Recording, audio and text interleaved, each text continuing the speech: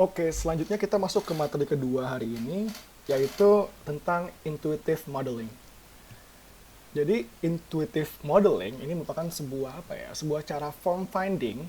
Jadi, uh, bahasa gampangnya nih form finding for your ideas within Grasshopper gitu. Jadi, uh, mencari bentuk form dari ide kalian lewat Grasshopper gitu. Nah, jadi sebenarnya tuh apa sih Grasshopper gitu? Oke. Nah, jadi Grasshopper itu merupakan sebuah graphical algorithm editor, ya, atau yang biasa disebut sebagai visual programming language yang terintegrasi langsung dengan Rhinoceros 3D. Gitu. Nah, di sini ada pemahaman baru teman-teman. Jadi Grasshopper ini adalah sebuah visual programming language gitu. Jadi teman-teman di sini dapat memprogram model teman-teman gitu, scripting model teman-teman tanpa harus mengetahui bahasa pemrograman gitu ya. Karena ini visual programming language gitu. Nah, uh, visual programming language sendiri itu merupakan sebuah ekspresi visual, sebuah arrangement spasial dari teks dan juga graphical symbol yang memudahkan teman-teman untuk berkreasi gitu. Nah, kalau teman-teman tahu tentang coding, coding itu kan mostly itu code kan ya, kalian men-typing code gitu. Nah, sedangkan di visual programming language, nah si script dari code itu tuh udah dirubah menjadi boxes and arrows. Jadi benar-benar graphical, teman-teman mudah untuk menggunakannya. Itu konsepnya. Nah, ini salah satu contoh visual programming language namanya Scratch yang buat MIT. Jadi tuh teman-teman di sini bisa lihat bahwasanya untuk membuat sebuah script gitu ya. Nah, nggak perlu lagi, tidak perlu untuk masukkan ngeprinting code-nya gitu.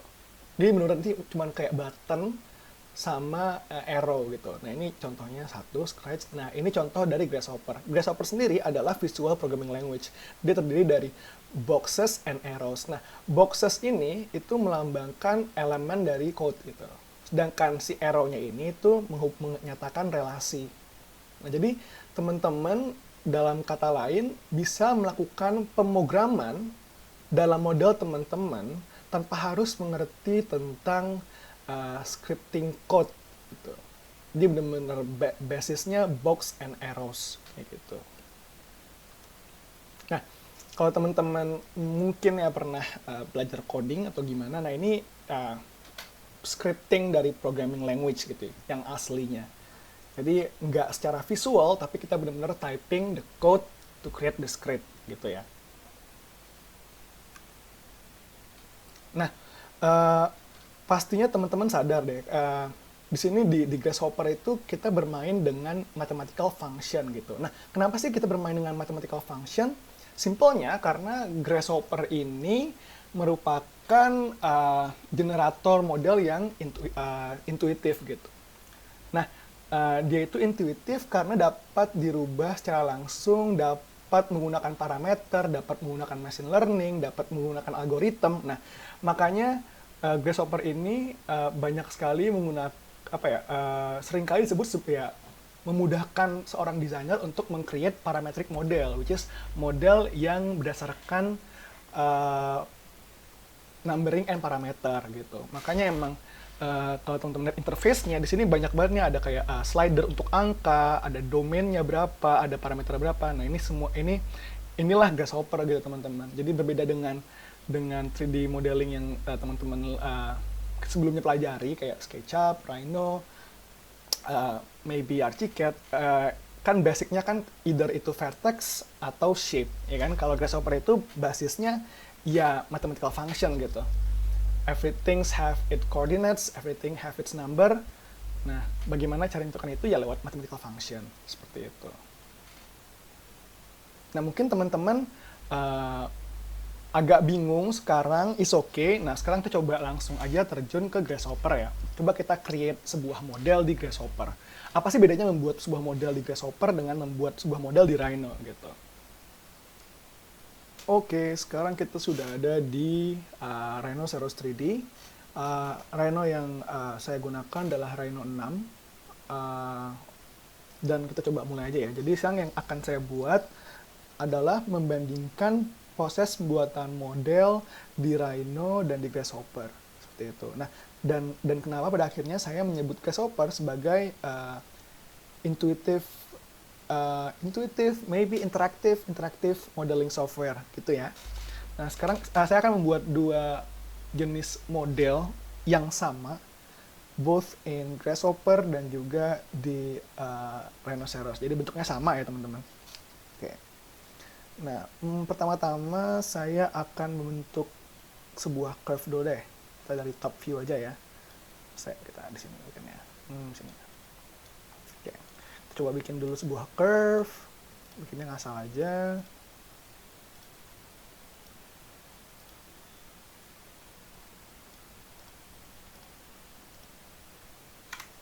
Kayak gini ya, kita bikin sebuah curve, kita geser dikit biar agak jauh. Sip, segitu. Terus udah nih kita punya sebuah curve. Kemudian curve ini akan saya duplicate secara sumbu Z. Tingginya nggak salah aja, mungkin sekitar ya 40 meter, atau biar lebih precise, saya pencet Alt, saya klik panah ke atas sumbu Z, saya tulis 40, saya enter. Right, oke. Jadi saya punya dua jenis curve. Kemudian saya mau buat curve ini direpetisi lah dalamnya. Jadi di antara curve ini ada curve-curve lainnya yang sejenis seperti itu. Oke, ya udah. Saya sekarang pakai command namanya twin curve. Saya klik start curve-nya, saya enter. Saya klik end surface end curve-nya, saya enter. Kemudian, saya klik dua-duanya, saya enter. Terus saya tinggal pilih di command prompt-nya mau berapa banyak nih curve di dalamnya gitu. Oke, let's say saya cuma pengen mau ada 10 maybe. Gitu ya, ada 10. Oke. Ya, 10 oke. Ya, dan kalau misalkan kalian notice, nah jadi curve ini tuh kan sebuah kawat itu dibentuk dari beberapa poin kan. Makanya pas kita klik curve ini, dia akan muncul beberapa poin tuh teman-teman. Dan poin-poin ini tuh dapat kita modifikasi. Misalkan poin ini, oke, kayaknya sebentar sebelum kita main modif-modif, kita simpan dulu nih salah satu curve-nya buat model lain. Kita geser minus 100. Deket banget. Sini deh. Oke, jadi sebelum kita modifikasi, kita simpen dulu nih curve lainnya buat uji coba yang lain, biar gak repot. Oke, jadi misalkan kita mau modifikasi salah satu curve-nya nih, gampang banget sih sebenarnya kalau di Rhino. Tinggal klik aja curve-nya, terus kita coba edit per point aja. Oke, ini saya pengen yang poin yang ini kita geser secara sumbu X 20 meter kan. Tinggal klik 20, geser kan dia, 20 meter. Terus saya mau dia yang sebelah sini naik, setelah sumbu Z, naikkan, kan? Yang ini kita naikkan juga, ini kita naikkan juga, tuh bisa. Ini kita geser curve yang ini secara sumbu X. Tuh, jadi di Rhino semua karena emang dia basisnya vertex, jadi kita bisa mainkan poin-poinnya gitu. Nah, tapi kalau teman-teman sadar, dia yang berubah hanya poin di mana poin itu yang kita klik gitu. Jadi dia nggak intuitif gitu. Jadi benar-benar cuman ya kalau kita klik yang ini hanya ini yang berubah gitu. Unless kita klik misalkan 2 poin gitu. Misalkan ini dan ini. Gitu. Kita tarik. Nah, atau kita klik 4 garis ini, terus kita klik 4 garis ini, 3 garis deh, nih gini. Jadi kita klik ada 4 titik berbeda sambil tekan shift, baru dia bisa bergerak 4-4-nya gitu. Jadi ya oke, tapi less intuitive, less interaktif. Sama saat kita ingin mencari form, otomatis kita harus ya sudah memikirkan terlebih dahulu sih formnya gitu. Karena di sini mathematical function yang digunakan cukup sederhana, itu cuma koordinat gitu. Kita mau geser ini sekitar 20 meter ke arah sumbu X, kita mau geser ini secara 20 meter ke sumbu Y gitu. Jadi ya less intuitif dan less interaktif gitu. Oke, terus ini kan baru curve nih. Let's say kita mau bikin fasad misalnya, ya fasad kayak macam-macam Zaha gitu bisa. Jadi kita coba biar mirip-mirip Zaha dikit.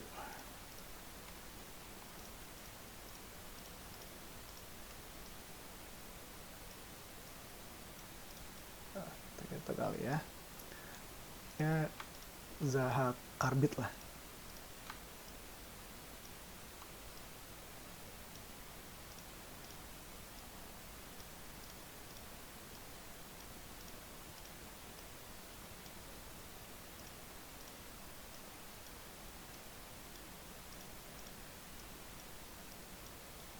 Kayak ala-ala Zaha tapi ya udahlah ya.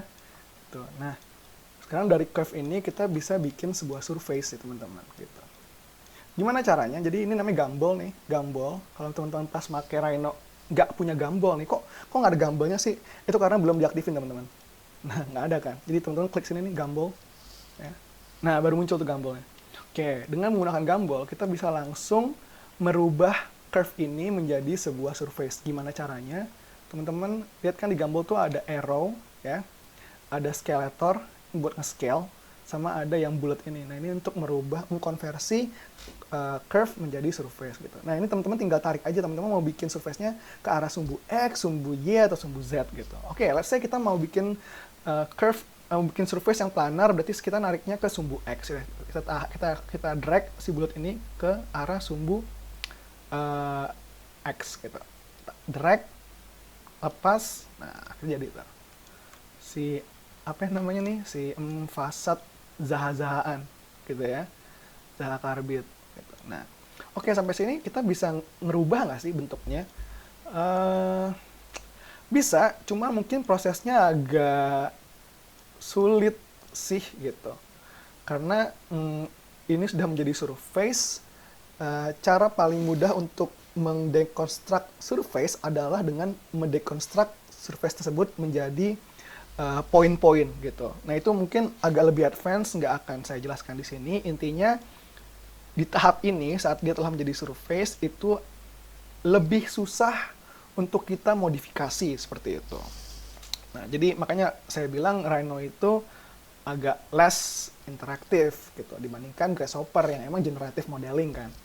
Nah, sekarang kita coba bikin model yang sama tapi di Grasshopper. Nah, kita udah punya nih garisnya ya. Tadi garis seperti ini. Kemudian kita coba dulu buka Grasshopper ya. Nah, kalau di Rhino 6, teman-teman nggak perlu install lagi Grasshopper-nya karena itu udah add-ons. Udah terinstall langsung dengan Rhino 6-nya, tinggal teman-teman type Grasshopper, enter. Ini yang tadi saya buat, ini kita matiin dulu aja. Kayaknya udah mati deh, sorry. Oke, udah mati. Sip, gitu. Nah, sekarang kita kan mau membuat apa namanya? Kita mau membuat model seperti tadi, tapi di Grasshopper ya, yang untuk membuktikan bahwasanya Grasshopper itu lebih interaktif, gitu. Lebih intuitif, lebih interaktif.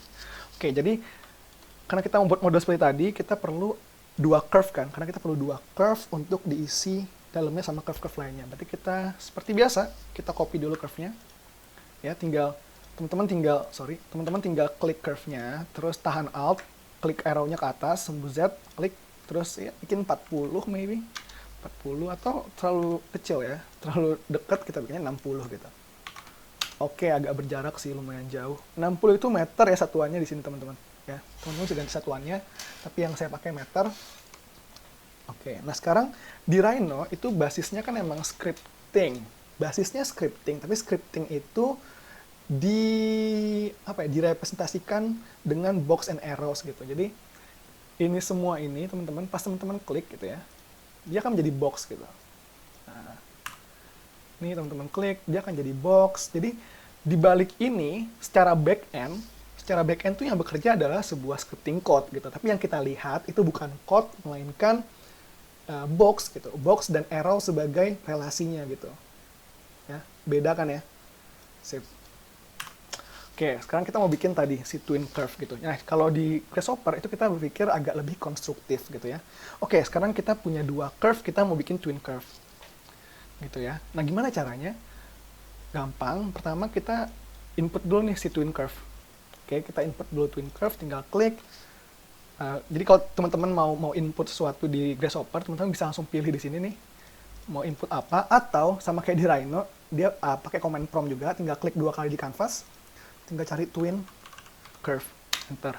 Nah di twin curve ini tuh ada 3 parameter teman-teman, gitu ya, ada 3 parameter.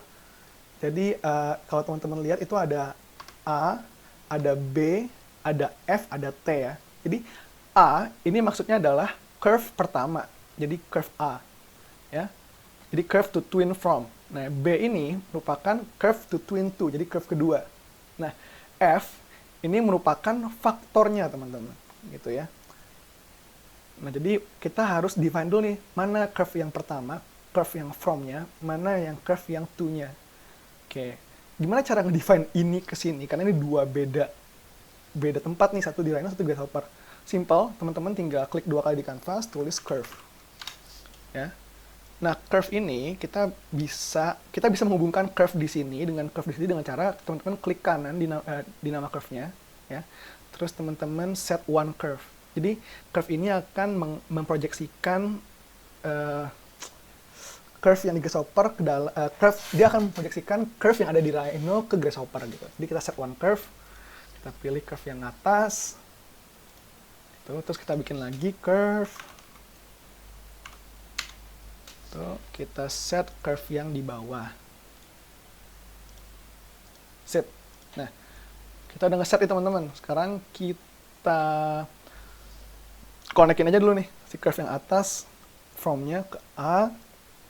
Kita konekin teman-teman ya. Tinggal teman-teman geser ini ke tick yang sebelah kanan ini, terus tahan drag ke A. Ini tahan drag ke B gitu. Nah, udah muncul tuh teman-teman. Nah, sekarang problemnya adalah gimana biar dia nggak cuma 1 biji, tapi ada, ya let's say kita pengen 10 lah, gitu. Contoh ya, kita pengen 10. Nah, berarti sekarang yang teman-teman lakukan adalah untuk memberitahukan Rhino bahwasanya, oke, kita mau range di dalam sini, kita mau range di dalam, di antara twin curve ini, di antara dua curve ini, itu ada, kita mau ada 20 lagi nih, atau kita mau 10 lagi nih curve yang kayak gini gitu. Nah, sama kita mau bikin 10 lagi nih, kita pengen twin 10 lagi. Nah, caranya itu dengan cara kita harus memberitahukan ke faktornya si twin curve ini bahwasanya oke, kita mau masukkan 10 kali curve. Kita harus masukkan namanya range gitu. Nah, kita klik 2 kali, cari namanya range, enter. Nah, di range ini tuh ada tiga poin utama ya, ada domain, ini ada steps gitu. Jadi steps itu number of steps-nya atau number of curve yang kita mau. Nah, R ini namanya range-nya. Nah, range yang ini yang akan masuk ke faktor kayak gitu. Nah, ini kan udah keluar nih, masih random. Kita maunya cuma 10 gitu. Ya udah, teman-teman tinggal klik 2 kali. Nah, teman-teman harus pakai namanya slider. Jadi slider ini adalah function untuk memasukkan bilangan ke dalam ke dalam mathematical function-nya si Grasshopper gitu. Kita enter aja number slider. Nah, ini kan bilangannya random nih. Nah, teman-teman bisa atur sendiri sih sebenarnya mau berapa gitu. Kan kalau teman-teman lihat ini 0, nih, 0,25, 0,039 gitu. Nah, teman-teman bisa ganti nih. Jadi ada 4 jenis rounding di dalam Grasshopper. Pertama itu ada yang namanya floating. Kalau teman-teman bingung sama floating itu real numbers, atau kita bisa bilang juga decimal number. N itu tuh integer. Integer itu angka-angka pasti. Dari minus 3, minus 2, minus 1, 0, 1, 2, 3, 4, 5. E itu angka genap, even. O itu angka ganjil gitu ya. Nah, teman-teman juga bisa nih kalau misalkan males gitu, harus ganti manual. Teman-teman tinggal klik 2 kali, terus tinggal tulis aja angkanya 10 gitu. Enter. Oke. Ini langsung keluar kan slidernya 10. Nah, sekarang slider ini kita connect ke steps-nya. Nah, ternyata emang udah 10 sih. Saya yang salah.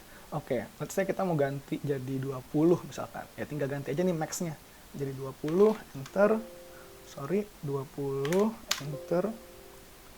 Oke, nah kalau kita gerakin nih, tuh, nambah kan dia. Tuh. Nah, makanya kita bilang dia intuitif gitu. Intuitif dan interaktif. Jadi kita bisa ganti di sini parameternya ya. Oke, karena kita sekarang udah tahu nih, sekarang kita mau mau apa namanya, mau berapa stepsnya gitu kan. Nah, sebenarnya itu ini masih kayak 1/100 dari keinteraktifan Rhino, Grasshopper dan Rhino sih sebenarnya.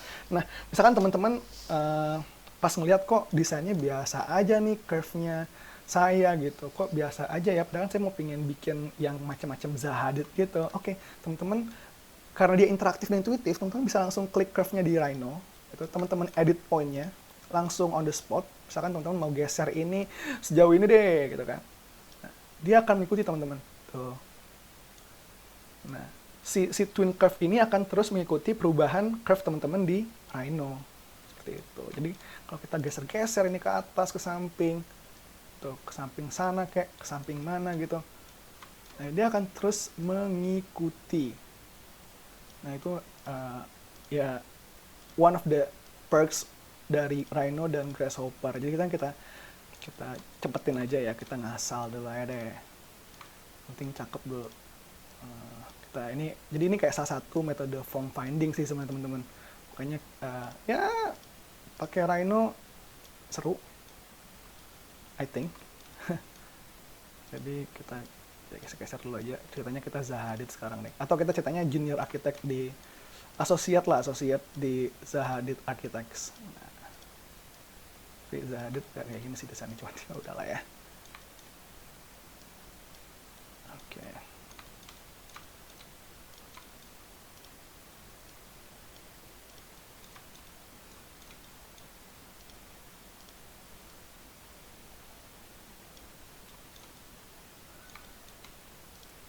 Jangan deh, ntar ribet.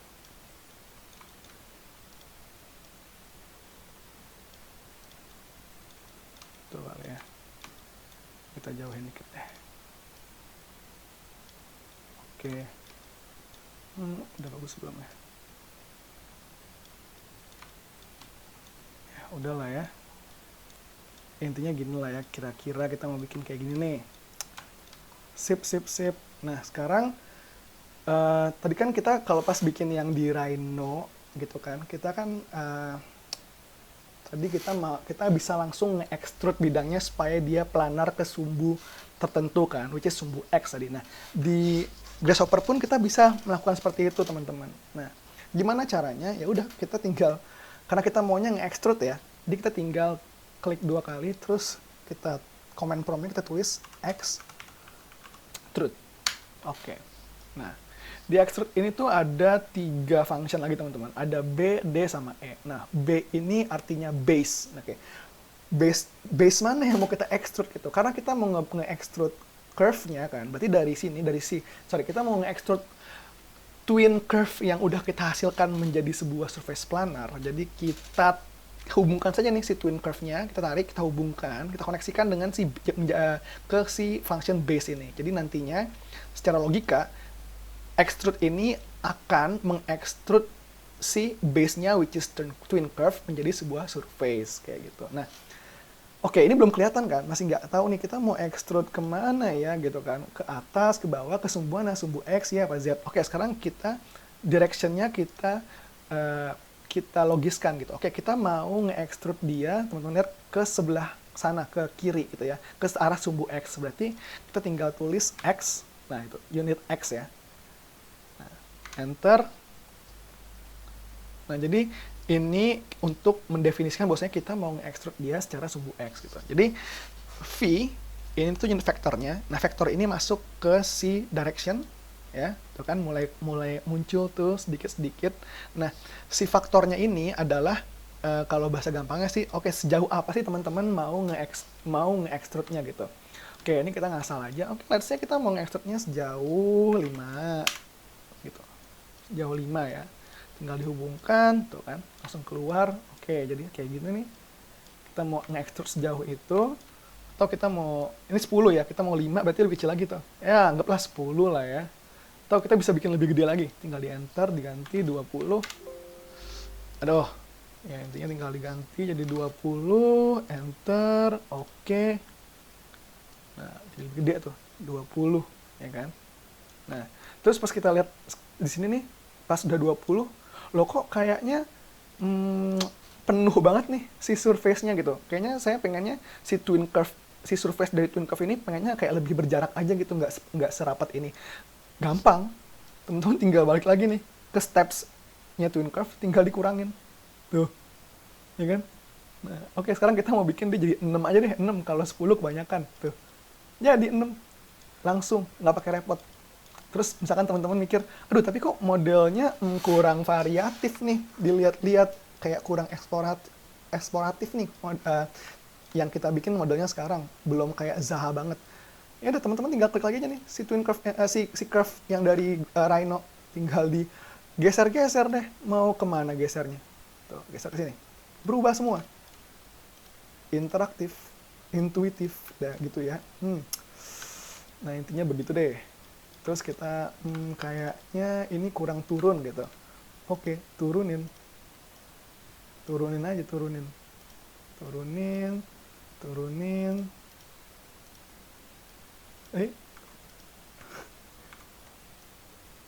Turunin. Sorry. Ya, begitulah ya kayaknya.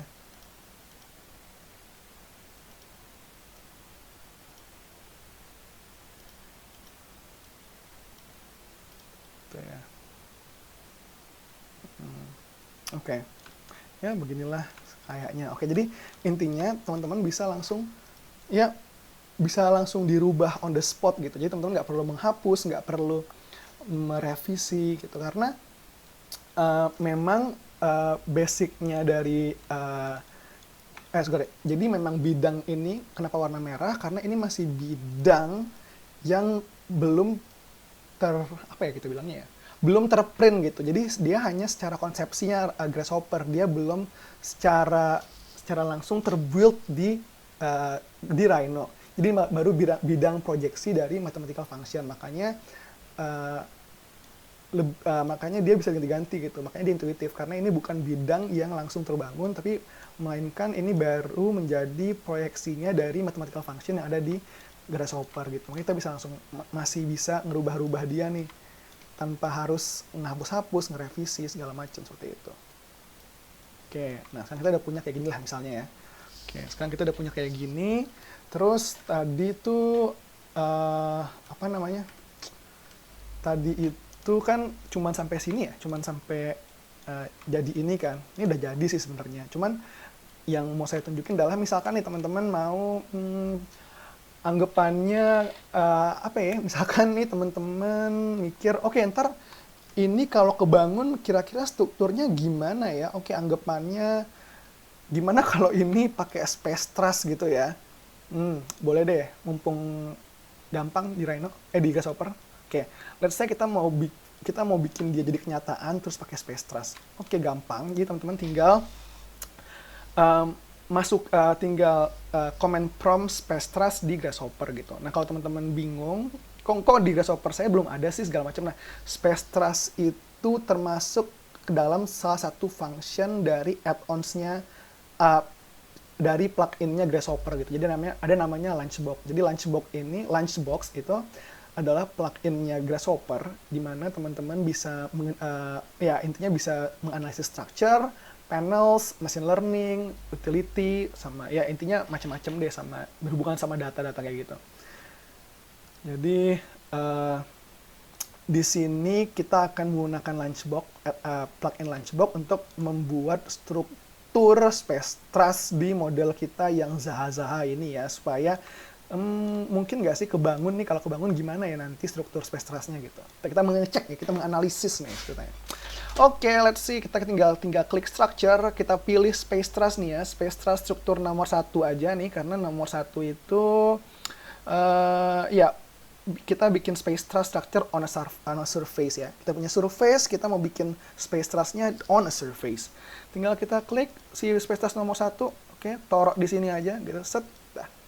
Makin banyak function-functionnya kita jelasin satu-satu ya. Jadi ini ada surface. Jadi nantinya ini kan teman-teman udah nge-extrude nih ya, nge-extrude bidang-bidang ini nih yang hijau-hijau ini kan. Nah, space truss itu nantinya akan ada di surface. Berarti dari si E ini, si surface ini, hasil dari surface ini kita harus sambungkan ke surface-nya di sini gitu loh. Supaya nanti space truss itu akan terbangun on a di surface gitu. Jadi tinggal disambungkan saya dulu gitu. Nah, ada muncul tuh space truss-nya. Tuh, teman-teman lihat ya. Tuh.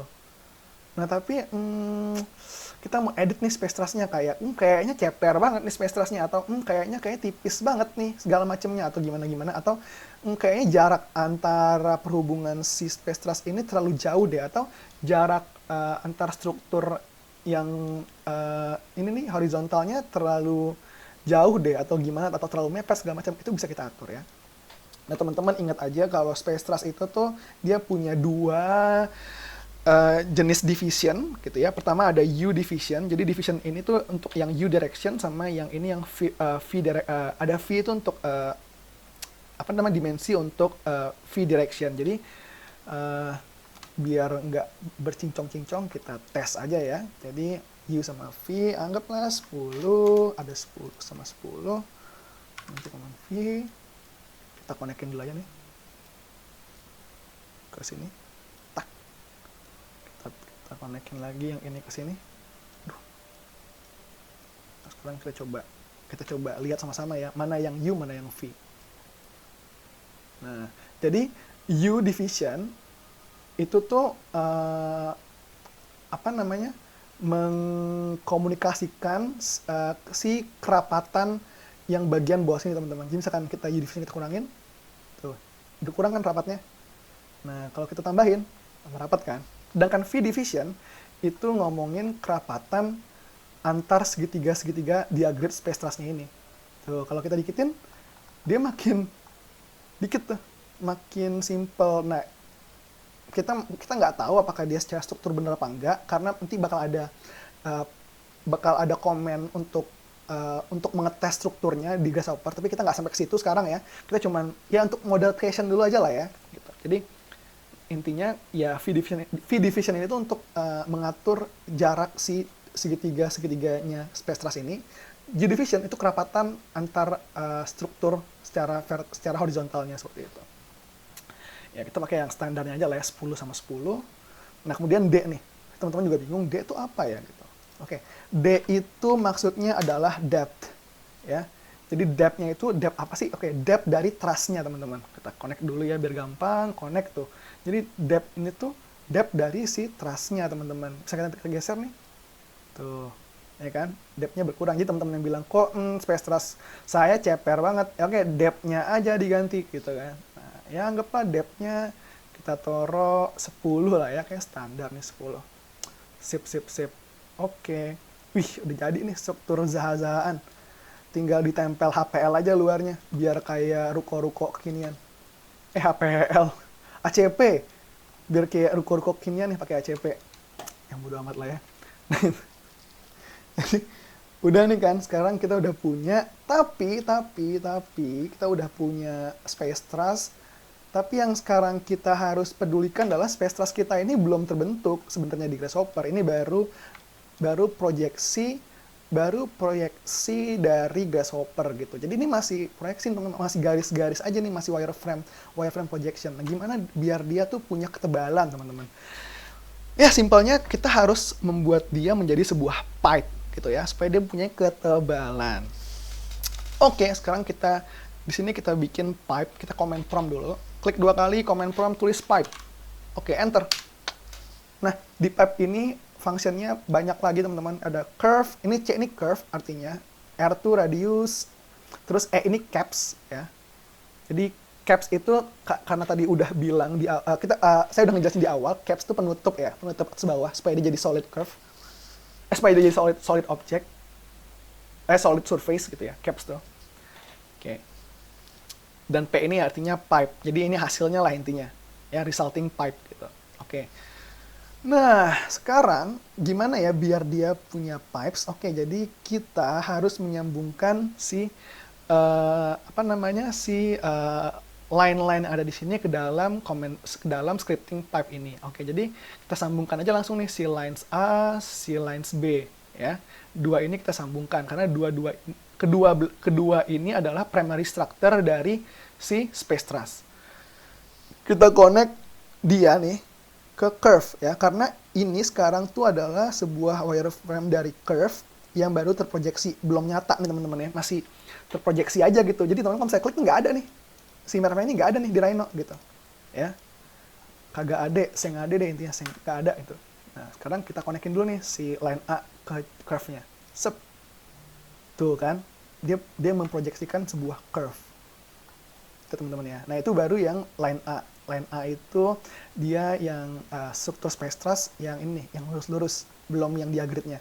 Line B itu yang struktur yang diagridnya. Kita sambungkan juga ke C gitu. Nah cuman kalau teman-teman langsung menyambungkan ke C, gitu, itu nggak bisa teman-teman, karena nantinya pas disambung nih, nah yang A-nya jadinya lepas gitu loh. Sorry deh, lens A itu yang atas teman-teman, saya salah. Lens A itu struktur yang di atas, lens B itu yang di bawah, web itu yang tengah-tengah si diagramnya. Jadi intinya teman-teman nggak bisa nih nge-add dua line ke dalam satu curve, satu function gitu. Terus gimana dong solusinya? Apakah saya harus bikin ini jadi banyak gitu? Oh enggak, teman-teman pas nyambungin dia nih tahan shift. Gitu. Nah, sambungkan dua-duanya. Tuh, jadi struktur A, struktur B, udah ada pipe-nya, sekarang kita masukin si ini nih, si diagridnya, si web-nya. Tuh, center line dari strukturnya, ini center line-nya ya. Kita masukin lagi, tahan shift ke curve. Nah, udah jadi tuh. Cuman, ini kan masih nggak jelas nih berapa diameter segala macam. Nah, sekarang kita harus merasionalkan diameternya. Oke, diameter dari struktur-struktur space truss ini. Gimana caranya? Kayak biasa, kita klik aja slider, tulis ngasal 10, enter, gitu ya. Sekarang kita mau berapa nih kira-kira besar slidernya gitu. Oke, let's say paling kecil deh 1 gitu. Ini di-connect ke R. R itu radius ya. Kalau teman-teman mau baca sini, radius itu berarti pipe radiusnya. 1 meter. 1. Bek. Ya, ini kayak standarnya deh, 1. Gitu ya. Oke, sekarang kita mau sombong deh, pura-pura ngerti tentang struktur. Oh, kayaknya radiusnya itu cuma 0,5 gitu. Kita ganti aja, jadi 0,5. 0,5. Tapi lihat ya, kalau kita ganti 0,5, enter, tidak bisa. Karena kenapa? 0 itu bukan bilangan integer. Sorry, 0,5 bukan bilangan integer. 0,5 merupakan bilangan real number, bilangan desimal gitu. Terus gimana dong biar kita bisa merubah dia jadi 0,5? Simple, roundingnya kita ganti ke R, itu floating point numbers. Floating itu dalam Python, ya, dalam bahasa pemrograman Python, itu untuk mendefinisikan bilangan desimal dan juga bilangan real number. Itu kita tinggal klik nih ke rounding, roundingnya jadi ya floating number. Klik lagi ulang, kita bikin jadi 10. Ya, oke, terus kita geser aja jadi 0,5. Duh, lepas dulu deh nih, keberatan. Dan error. Oh enggak, kita lepas dulu aja. Oke, jadi kita ganti nih jadi 0,5 biar dia nggak berat. Oke, 0,5. Oh, cara ngelepas connection tuh teman-teman tinggal tahan kontrol ya. Kontrol minus, tahan kontrol terus arahin lagi ke tempatnya. Nanti dia langsung keputus connectionnya. Nah, ini udah 0,5 ya, slidernya. Kita colok radius, berarti radiusnya itu 0,5 gitu. Diameternya berarti 1. Tunggu, tuh, udah jadi nih. Simple. Lucu. Oke. Sip. Nah, tapi ya, kita udah jadi nih, udah berhasil bikin ini, tapi problemnya adalah ini masih belum nyata nih. Masih cuman di Rhino, masih cuman di Grasshopper doang dia. Belum bisa kita klik-klik di Rhino, belum bisa kita render di Rhino karena ini masih belum nyata. Ini masih proyeksi mathematical dari Grasshopper. Gimana biar dia terdefine nyata gitu. Oke, simple. Kita mesti panggang dia, atau bahasa kerennya di Rhino namanya bake. Ini yang ada telur nih. Kita mesti membake dia supaya terlihat nyata di Rhino. Seperti itu. Nah, lalu apa yang harus kita bake? Oke, yang harus kita bake pertama adalah si pipe-nya ya. Bukan space truss-nya, tapi pipe-nya. Kenapa? Karena space truss-nya ini kan baru wireframe nih, baru curve wireframe. Nah, kalau itu di bake, yang ya hasilnya nanti bakal yang di bake tuh cuma garis-garis wireframe-nya doang. Jadi yang kita bake adalah si pipe-nya. Itu satu. Kedua, karena kita bikin ini space truss on surface, berarti surface-nya yang harus kita bake. Jadi kita klik ke surface, mana surface-nya tadi ya? Surface, surface, surface. Nih, extrude surface-nya kita klik, gitu ya. Nah, si surface-nya ini yang harus kita bake, gitu ya. Supaya dia punya surface-nya kebangun nyata di Rhino. Sip, jadi dua itu yang harus kita bake. Pertama kita bake dulu nih si surface-nya deh, biar gampang. Kita bake, caranya gimana? Klik tombol tengah-tengah mouse, ditahan, digeser ke ini telur.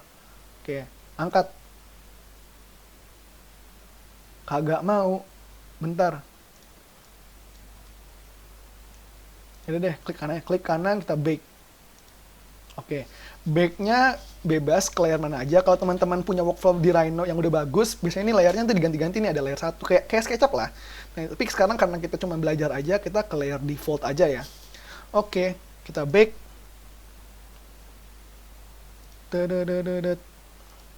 Nah, sudah muncul nih si bekannya. Coba kita lihat, udah jadi belum nih bekannya? Tuh, udah jadi ya tuh. Yang kita buat tadi di Grasshopper, udah nampak nyata nih di Rhino kita. Tapi si pipe-nya belum nih teman-teman ya. Pipe-nya belum. Sekarang kita bake pipe-nya. Mana pipe-nya? Ah nih, kita bake. Klik kanan, bake ke layar default. Oke. Tadam! Sudah. Tuh, udah bisa pegang sekarang. Mantap. Nah, ini udah jadi teman-teman. Teman-teman udah bisa menghasilkan sebuah model interaktif nih. Nah, cuman masalahnya teman-teman, kalau teman-teman masih mau ganti-ganti posisi dia, mau direnggangin lagi atau mau dibikin lebih aneh lagi, kalau sudah di bake, teman-teman nggak bisa merubahnya secara mudah gitu ya. Jadi saat dia sudah direpresentasikan secara nyata di Rhino, dia susah untuk dibuat intuitif ataupun interaktif. Jadi misalkan teman-teman masih mau nyari form, masih mau ngubah-ubah, jangan dulu di bake ya. Itu poin pentingnya, jangan dulu di bake. Oke, karena udah nih kita udah punya segala macam. Sekarang kita hide dulu aja nih si grasshopper-nya. Tuh, sekarang kita lihat dalam mode render ya. Nah, kita ganti render. Tedeng. Tuh. Ciamik kan? Macam-macam instalasi itulah ya, di kayak Pavilion Paris, Pavilion Milan gitu. Nah, begitulah teman-teman caranya. Sip, jadi kayaknya sekian dari saya di webinar hari ini. Tadi yang saya buat sebelumnya sih kayak gitu. Nah, ini kayak lebih cakep sih sebenarnya tuh ya. Nah, sekian dari saya. Oke, jadi mungkin nantinya akan diupdate lagi sih tentang yang lain-lain tentang Rhino, tapi hari ini segini dulu. Thanks for watching, and kalau kalian kesulitan belajar Rhino atau gimana, banyak banget platform di luar sana yang bisa ngajarin kalian tentang Rhino, baik yang free maupun berbayar, jadi tonton aja atau belajar aja di situ. Semoga ini membantu, and I'll see you guys later.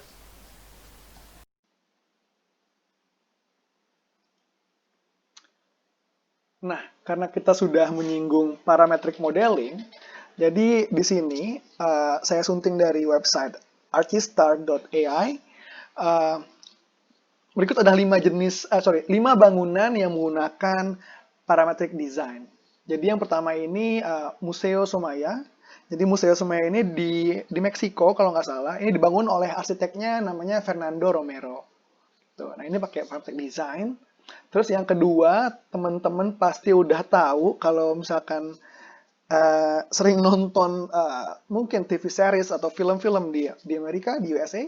Ini Walt Disney Concert Hall dari yang dibuat oleh Frank Gehry. Gitu. Jadi kalau teman-teman tahu, Frank Gehry memang sering waktu membangun ini tuh dia menggunakan kombinasi dari sketsa dan juga paper model ya. Dia suka ngemes-ngemes kertas, tapi parametrik di sini digunakan untuk merealisasikan struktur dan keterbangunan dari model yang dia buat seperti itu. Jadi ya Walt Disney Concert Hall itu menggunakan parametric design. Terus selanjutnya ada Beijing National Aquatic Center.